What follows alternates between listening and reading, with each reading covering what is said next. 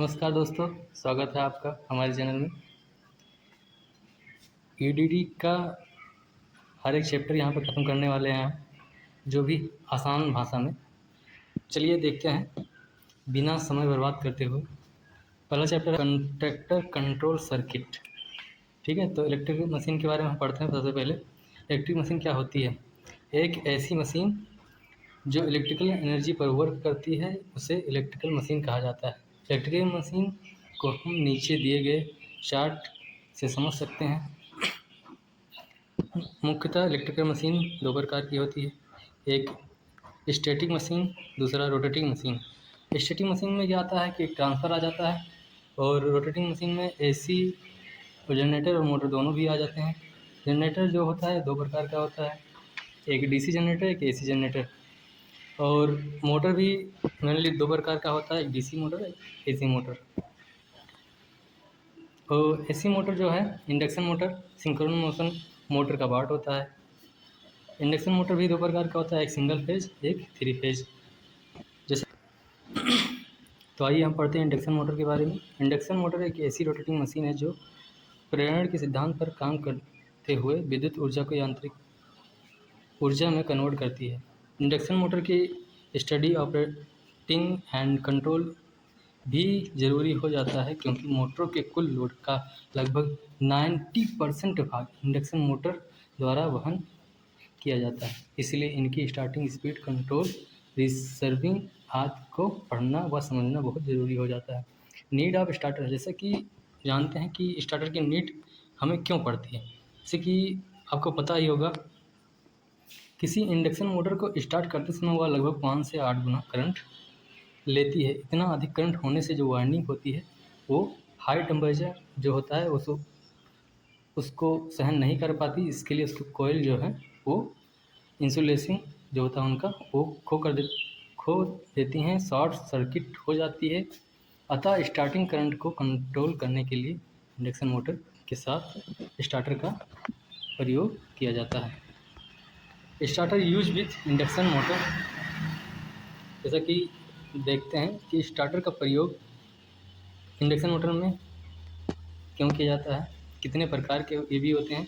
Induction motor को start करने के लिए मुख्य स्टार्टरों का उपयोग किया जाता है। पहला एक डायरेक्ट ऑनलाइन स्टार्टर, जिसे हम डोल स्टार्टर भी कहते हैं। फिर दूसरा स्टार डेल्टा स्टार्टर, तीसरा ऑटो ट्रांसफार्मर, चौथा स्टेटर रेजिस्टेंस, दूसरा rotor resistance for slip ring induction motor.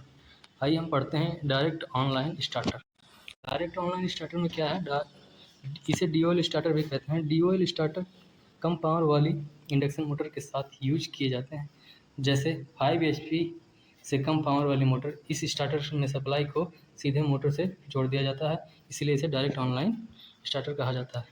इसके मुख्यतः 4 पार्ट होते हैं। पहला इलेक्ट्रोमैग्नेटिक कंडक्टर, दूसरा ऑन या स्टार्ट पुश बटन, तीसरा ऑफ या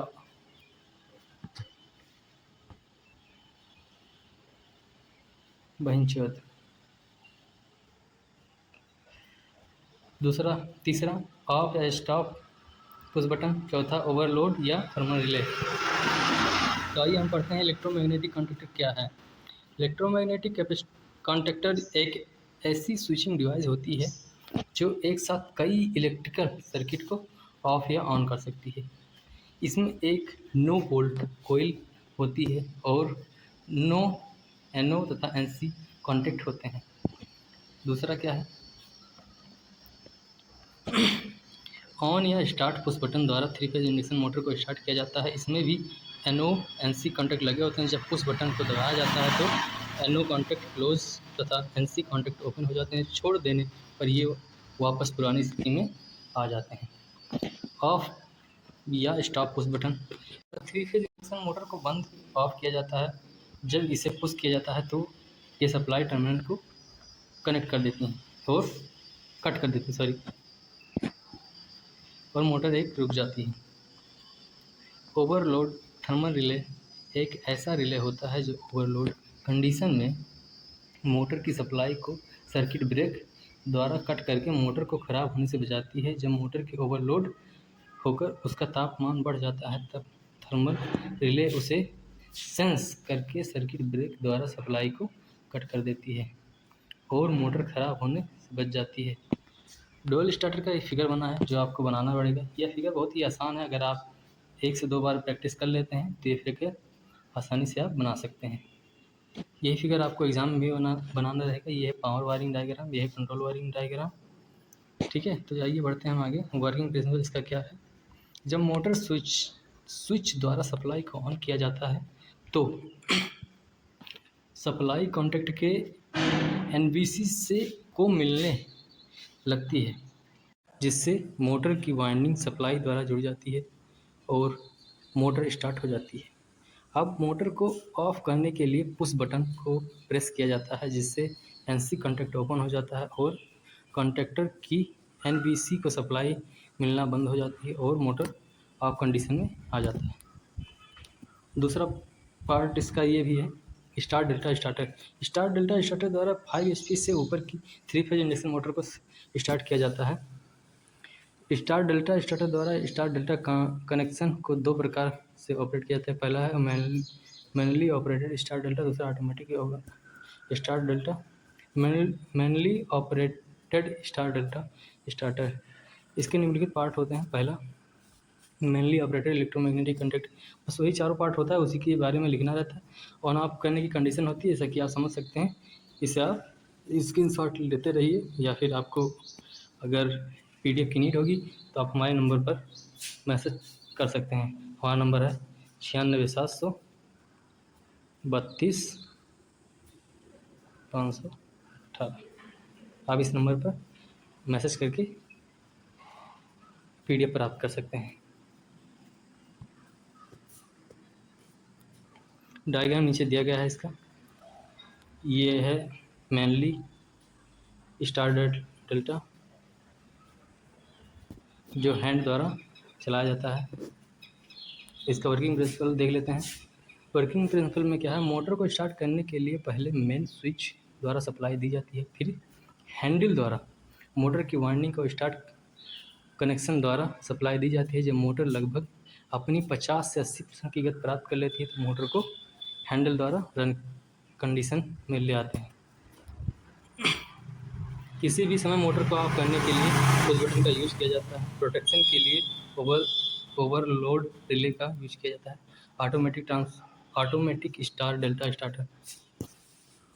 अब आ गया इसके बाद दूसरा पार्ट। इसके भी निम्नलिखित भाग है, वही चारों पार्ट होते हैं। पहला इलेक्ट्रोमैग्नेटिक कॉन्टैक्टर, दूसरा ऑन या स्टार्ट पुश बटन, और दूसरा ऑफ या स्टॉप पुश बटन, चौथा जो होता है ओवरलोड या थर्मल रिले। बस यही सब रहता है।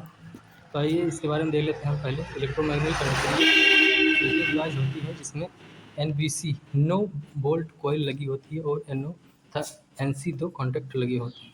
स्टार डेल्टा स्टार्टर में 3 कॉन्टैक्टर होते हैं। Main contactor, star contactor, delta contactor, time delay. Automatic star delta starter में एक टाइम डिले रिले लगा होता है जो पूर्व निर्धारित टाइम के अकॉर्डिंग कॉन्टैक्ट ऑफ या कंडीशन में ले जाती है। मतलब किसी एक कॉन्टैक्ट इसमें ऐसा लगा होता है कि जो कुछ टाइम के बाद वो अपनी स्थिति चेंज कर देता है। ठीक है, इसीलिए इसको ऑटोमेटिक बोलते हैं। अब थर्मल ओवरलोड रिले के बारे में पढ़ लेना, और फिर ऑन या स्टार्ट पुश बटन के बारे में आपको पता है, आप कैसे होता है ये भी आपको पता है। ठीक है, आइए देखते हैं आगे। ये डायग्राम है, डायग्राम का अच्छे से फ़ोटो खींच लीजिए या फिर प्रैक्टिस करिए, सब आ जाएगा। ये सब एग्ज़ाम के लिए वेरी वेरी इंपॉर्टेंट है बच्चों। वर्किंग प्रिंसिपल वर्किंग प्रिंसिपल इसका क्या है देख लेते हैं। सबसे मोटर स्विच द्वारा सप्लाई दी जाती है। ऑन पुश बटन को प्रेस करने पर सप्लाई स्टार कनेक्ट कॉन्टैक्टर में लग जाती है, जो कि मोटर को लाइन वोल्टेज का 1/√3 भाग प्रदान करता है। कुछ देर इसी कंडीशन में चलने पर जब मोटर लगभग अपनी 70% स्पीड प्राप्त कर लेती है तब टाइम डिले रिले द्वारा पहले से सेट अकॉर्डिंग रन कंडीशन वाला कॉन्टैक्टर वर्किंग में आ जाता है। अब सप्लाई डेल्टा कॉन्टैक्टर में फ्लो हो रही है और मोटर प्रॉपर्ली रन करने लगती है। रोकने के लिए ऑफ पुश बटन को पुश किया जाता है। प्रोटेक्शन के लिए थर्मल ओवरलोड रिले लगी होती है। आइए हम देखते हैं चैप्टर 2। चैप्टर 2 में क्या है, अर्थिंग। चैप्टर 2 में क्या है, अर्थिंग के बारे में।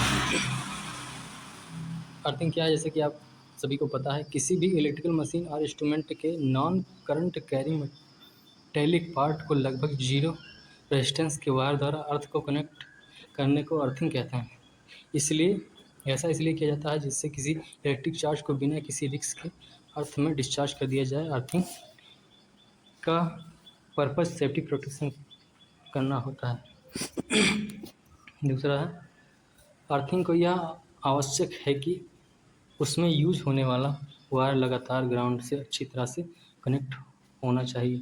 अर्थिंग का मेन पर्पज उस इंस्ट्रूमेंट पर वर्क कर रहे पर्सन को इलेक्ट्रिक शॉक से बचाना होता है जब शॉर्ट सर्किट और किसी अन्य उपकरण से किसी इंस्ट्रूमेंट के नॉन करंट कैरिंग पार्ट में करंट फ्लो होने लगता है, तब कोई यदि उस पार्ट को टच कर लेता है तब उसे इलेक्ट्रिक शॉक लगेगा।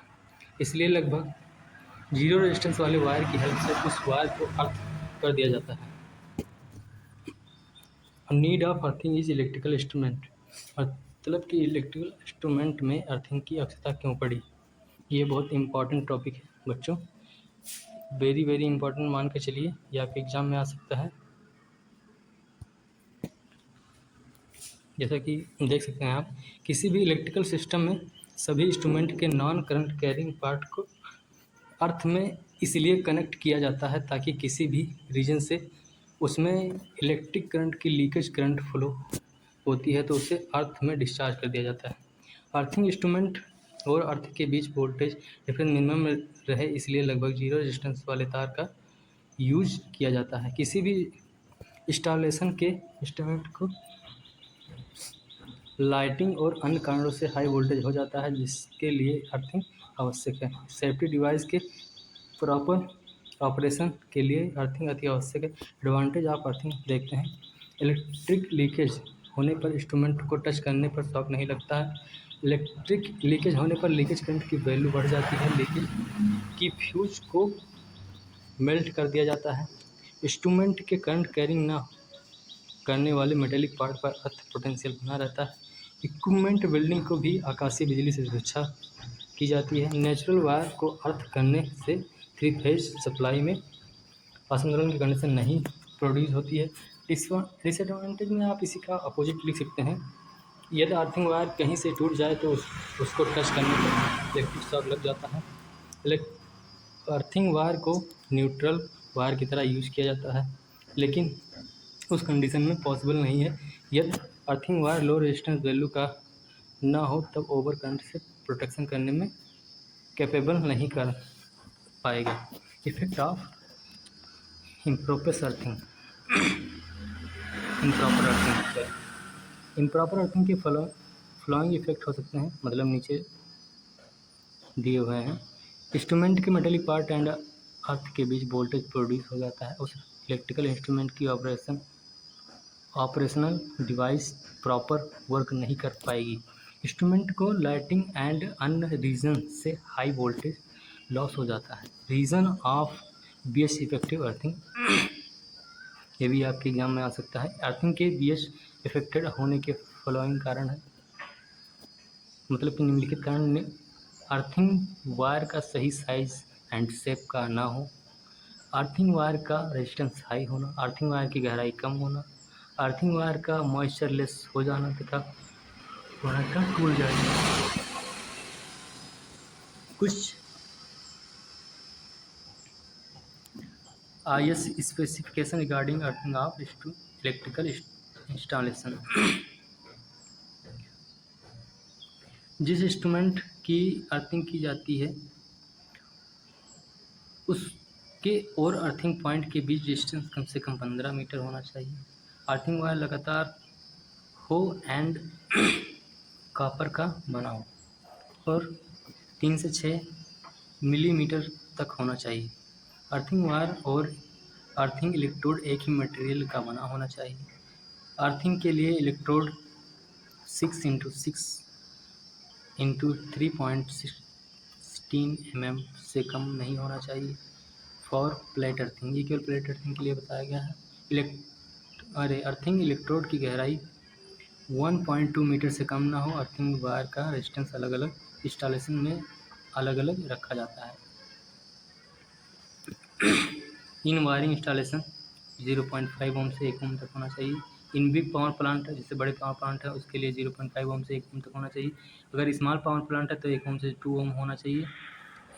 इन अदर इलेक्ट्रिकल इंस्टॉलेशन, जैसे कोई भी मतलब इक्विपमेंट है बड़ा है, तो उसके लिए 0.5 से 5 ओवरहेड लाइन जैसे हो सकता है।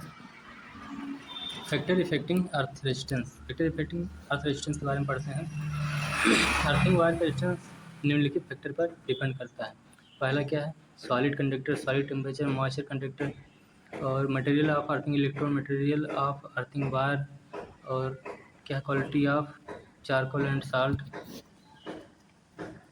मेथड ऑफ अर्थिंग, मेथड के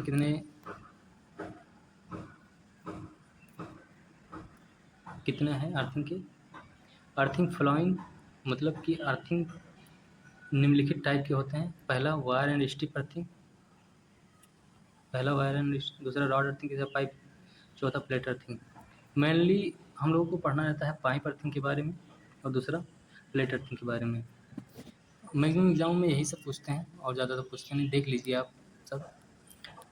तो पहला हम देखते हैं वायर एंड स्ट्रिप अर्थिंग। इस प्रकार के अर्थिंग में अर्थिंग इलेक्ट्रोड के रूप में एक वायर एक स्ट्रिप का यूज किया जाता है। अर्थिंग की गहराई वायर अर्थिंग के लिए 15 मीटर तथा स्ट्रिप अर्थिंग के लिए 5 से 8 मीटर रखी जाती है। रॉड अर्थिंग, इस प्रकार के अर्थिंग में अर्थिंग इलेक्ट्रोड के रूप में एक मेटल की रॉड का यूज किया जाता है।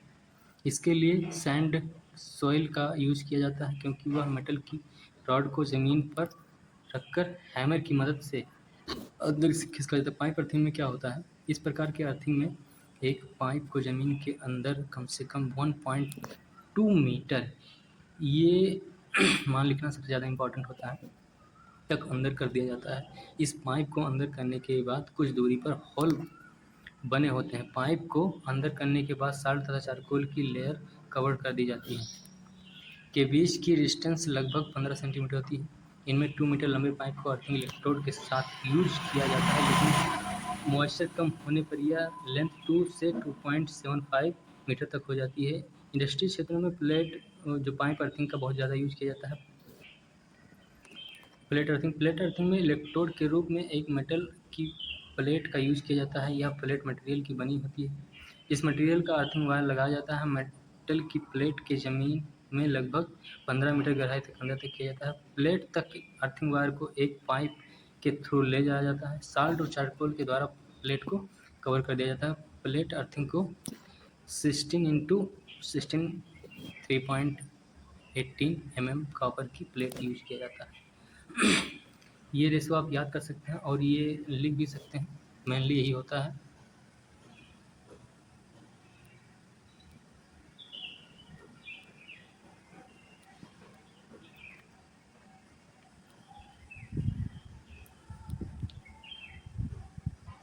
ये है हमारा प्लेट अर्थिंग का डायग्राम, जैसे कि आप देख सकते हैं, बना सकते हैं। नहीं, सॉरी, ये पाइप अर्थिंग का है। यह बना सकते हैं। इसका मेजरमेंट यहाँ से यहाँ तक रहेगा। पहले आप ऐसे बनाइए ये शेप का, उसके बाद ये शेप का, बीच में ऐसे बना लीजिए, ऐसे कर लीजिए, फिर ऐसे कर लीजिए, फिर ऐसे आके ऐसे, फिर बीच में क्या काम करिए कि इसको बनाने के लिए पहले 2 डॉट खींच लीजिए, उसके बाद में बीच वाला जो पोर्शन है ऐसे ऐसे करके बना लीजिए, फिर इसी तरह ये भी करके बीच में एक गोला गोला बना लीजिए। ठीक है, ऐसे करके आप कर सकते हैं।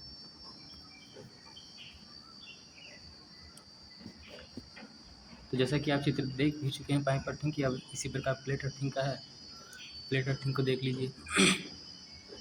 प्लेट अर्थिंग इसी प्रकार का बना होता है। आप अपनी बुकों में देख सकते हैं, ऐसे ही बना है हूबहू। चैप्टर 3 स्टार्ट होने जा रहा है बच्चों। चैप्टर 3 में क्या क्या है आइए हम पढ़ते हैं। जो लाइटिंग स्कीम, ज़मीन में 2 प्रकार के लाइटिंग सोर्स होते हैं। पहला न्यूट्रल सोर्स है और दूसरा आर्टिफिशियल सोर्स है। न्यूट्रल सोर्स में क्या आ जाता है? सन, मून, स्टार। आर्टिफिशियल में क्या होता है? इलेक्ट्रिकल और नॉन इलेक्ट्रिकल। दोनों सोर्स का अपना अपना महत्व। डे टाइम में सन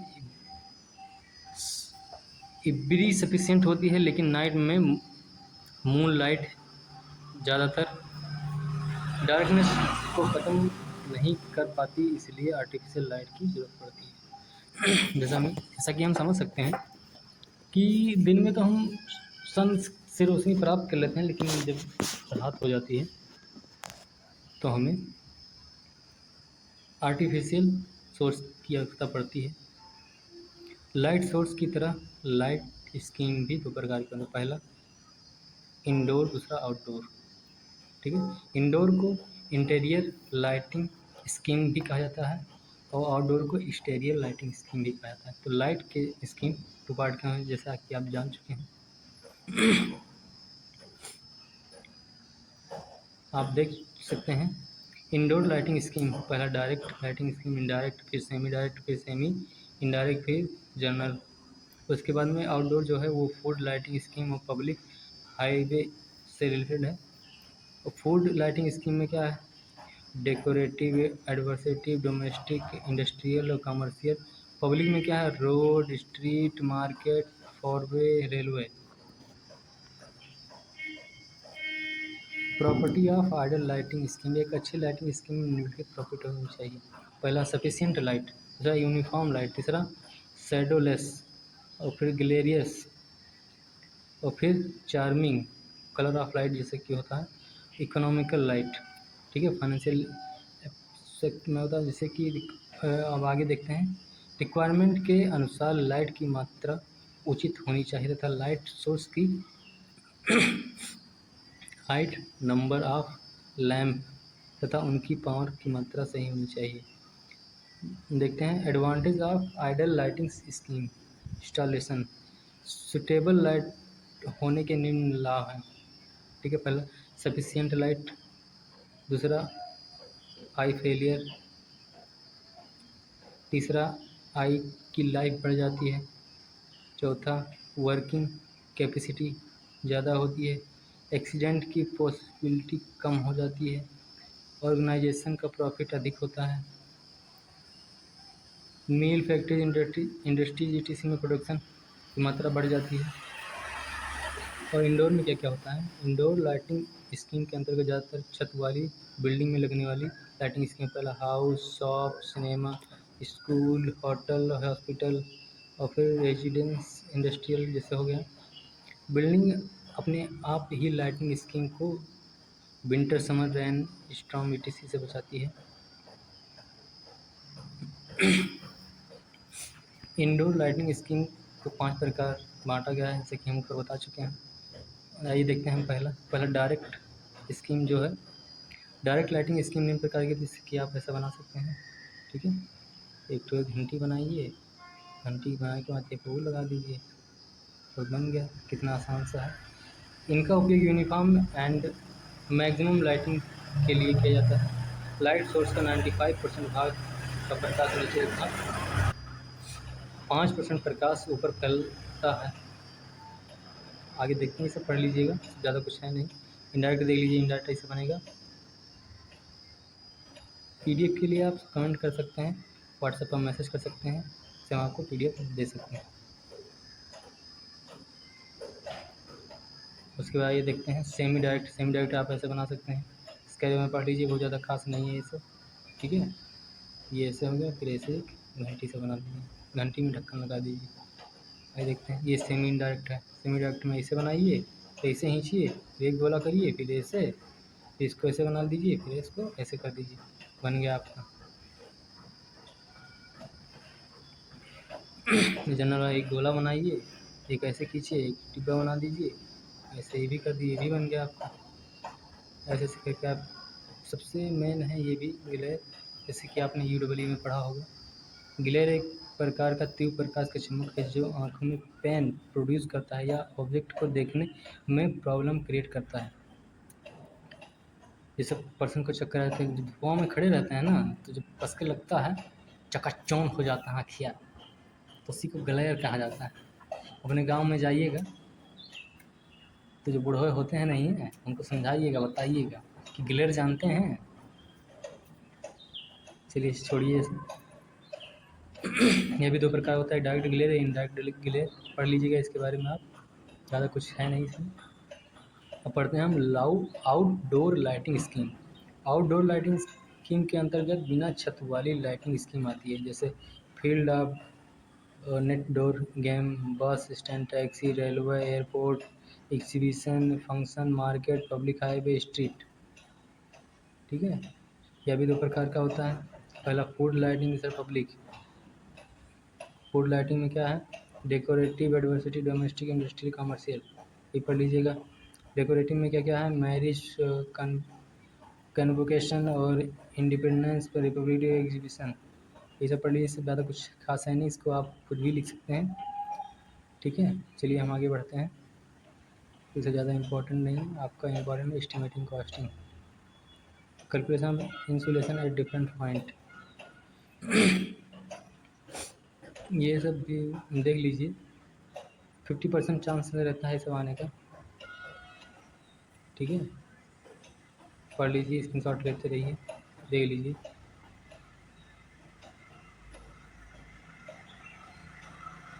इनवर्स स्क्वायर लॉ मेथड, इसे देख लीजिए, आपने यूडब्ल्यू में तो पढ़ा ही होगा।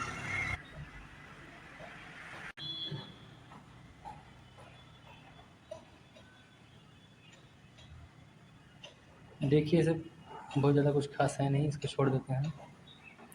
डिफरेंट सोर्स ऑफ लाइट, ये भी देख लीजिए। सोर्स ऑफ लाइट पे पहला नेचुरल, दूसरा आर्टिफिशियल, और आर्टिफिशियल दो प्रकार, इलेक्ट्रिकल सोर्स और नॉन इलेक्ट्रिकल सोर्स, तो आप भी देख चुके हैं।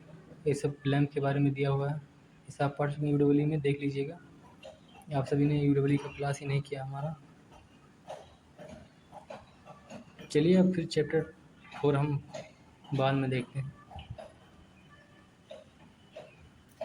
चैप्टर 4 पढ़ने के लिए अब ज़्यादा चैप्टर बचा नहीं, चैप्टर 4, 5, 6, 7। ठीक है, कमेंट करके बताइएगा, हम आपको PDF भी देंगे, फुल सपोर्ट देंगे। आप चैनल को सब्सक्राइब करिए या ना करिए, लेकिन बैक नहीं लगना चाहिए बाबू।